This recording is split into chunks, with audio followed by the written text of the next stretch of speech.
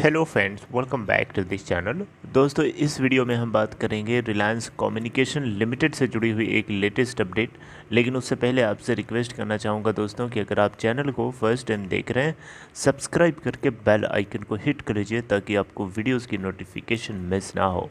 And second request हमेशा की तरह यही है कि अगर आप डीमेट अकाउंट या ट्रेडिंग अकाउंट ओपन कराना चाहते हैं, डिस्क्रिप्शन बॉक्स में एक लिंक दिया गया है। दोस्तों, रिलायंस कम्युनिकेशन लिमिटेड आज भी अगर हम देखें तो 2.95 के ओपन प्राइस के बाद 2.80 का लो बना चुका है और 2.90 के ऊपर अभी भी ये 1 बजे के आसपास ट्रेड हो रहा है। 1,22,88,066 टोटल वॉल्यूम जनरेट हो चुका है एनएससी के ऊपर। और बीएससी के ऊपर अगर आप देखें तो यहाँ पे भी 21,19,288 total volume, market cap 790 crore रुपए।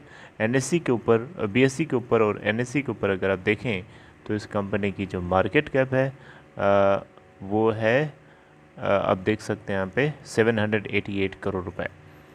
दोस्तों, रिलायंस कम्युनिकेशन लिमिटेड अभी आपको पता होना चाहिए, रिलायंस जियो ने 10,792 करोड़ रुपए जो है डिपार्टमेंट ऑफ टेली कम्युनिकेशन को पे किया है। तो अब सवाल उठता है कि क्यों पे किया है, कहाँ से पे किया है। अब देखिए, कहाँ से पे किया है ये तो नहीं पता, लेकिन क्यों पे किया है ये ज़रूर आपको बताना चाहूँगा। देखिए, 2016 में इस कंपनी ने जो स्पेक्ट्रम ऑक्शनिंग कर रखी थी उससे जुड़ा हुआ ये पेमेंट है। तो बहुत लोग यहाँ पे कंफ्यूज हो रहे हैं इस चीज़ को लेकर के कि क्या ये 10,792 करोड़ रुपए का जो ड्यू अमाउंट पे किया गया है डॉट को जियो के द्वारा, क्या ये रिलायंस कम्युनिकेशन लिमिटेड का जुड़ा हुआ अमाउंट है। क्या रिलायंस कम्युनिकेशन का जो ऑपरेशनल ड्यू था 10,000 करोड़ रुपए के आसपास, जो डिपार्टमेंट ऑफ टेलीकम्युनिकेशन डिमांड कर रहा था, जिसको लेके एनसीएलटी के अंदर सुनवाई भी होनी थी, लेकिन अभी तक दोस्तों उस सुनवाई को लेकर के अभी तक मैं आपको बता रहा हूँ कोई भी एक चू तक नहीं है। किसी ने कहीं एक छोटी सी चू तक नहीं, चिड़िया की आवाज़ होती है उतनी तक भी खबर सामने नहीं निकल के आई कि नेशनल कंपनी लॉ ट्रिब्यूनल ने 10,000 करोड़ रुपए की जो डॉट डिमांड कर रहा था उसको लेकर के क्या सुनवाई आई, क्या उसको लेकर के एनसीएलटी ने जजमेंट दिया, क्या फैसला लिया, कब उसको सुनवाई करेगा, क्या डेट पोस्टपोन करी गई है या नहीं करी, कोई भी उसको लेकर के अभी तक अपडेट नहीं है। कमाल की अथॉरिटीज़ है हमारे यहाँ। इसके अलावा दोस्तों, अगर आप देखें यहाँ पे तो 10,792 करोड़ रुपए का जो डॉट को ये अमाउंट रिलायंस जियो ने पे किया है, ये ड्यूज़ बेसिकली यहाँ पे एक क्लोज रिलेटेड पर्सन से पता चला। यहाँ पे आर्टिकल के जरिए पता चला है दोस्तों, मैं आपको ये एक आर्टिकल के जरिए मैं बता रहा हूँ।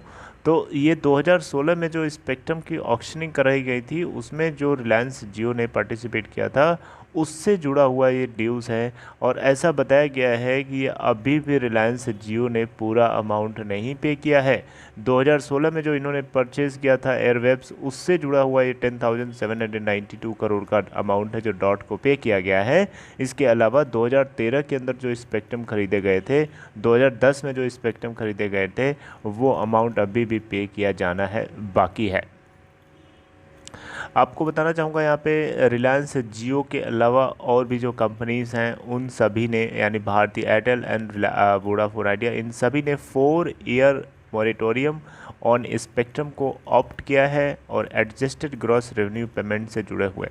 यहाँ पे ये जो मूव है एयरटेल की तरफ से जो लिया गया 4 ईयर स्पेक्ट्रम के ऊपर मॉरेटोरियम के लिए, तो इससे 11,000 से 11,500 करोड़ रुपए का एनुअल कैश फ्लो बचा रहेगा, जो एयरटेल के लिए बेटर होगा। वो अपने 5G स्पेक्ट्रम के ऑक्शनिंग कर सकता है, नेटवर्क को एक्सपेंड कर सकता है। और the other hand Voda idea की बात करें तो उसको भी 60,000 करोड़ रुपए तक के पॉजिटिव कैश फ्लो देखने को मिल सकते हैं इस पूरे पीरियड में, और जो कि उसके लिए भी बहुत ज़्यादा इम्पोर्टेंट है। रिलायंस जियो की रही बात, तो रिलायंस जियो ने आरकॉम से जुड़े हुए स्पेक्ट्रम को मज़े से यूज़ कर रहा है, लेकिन उससे जुड़ा हुआ जो अमाउंट है वो अभी भी डॉट को उसने पे नहीं किया है।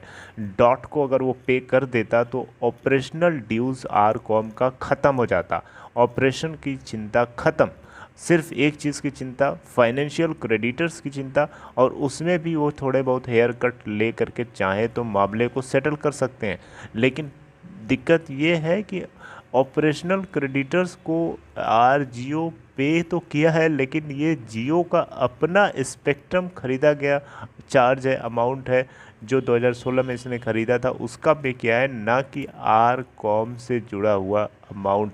10,000 करोड़ आर कॉम से भी डिमांड करी गई थी डॉट के द्वारा, और इससे इसने भी 10,000 पे किया है, 10,000 करोड़ के आसपास। तो थोड़ा सा दोनों सेम डेटा लगता है, तो इसलिए ऐसा लग रहा था कि ऐसा तो नहीं कि डॉट को आर जियो ने वही अमाउंट पे कर दिया जिसकी वो डिमांड कर रहा था आर कॉम से कुछ दिन पहले। आपको याद होगा एनसीएलटी तक केस गया था, लेकिन अभी तक उसको लेके कोई सुनवाई नहीं है, राइट। तो दोस्तों आर कॉम को लेकर के आप लोगों को क्या कोई आइडिया है, कोई पता है, कोई भनक है? अगर आपको कुछ जानकारी है, कोई इन्फॉर्मेशन, तो आप मुझे कमेंट में हिंट कर सकते हैं कमेंट बॉक्स में। मैं उसके ऊपर रिसर्च करूंगा, तब फिर आप लोगों से मैं बात करने की कोशिश करूंगा।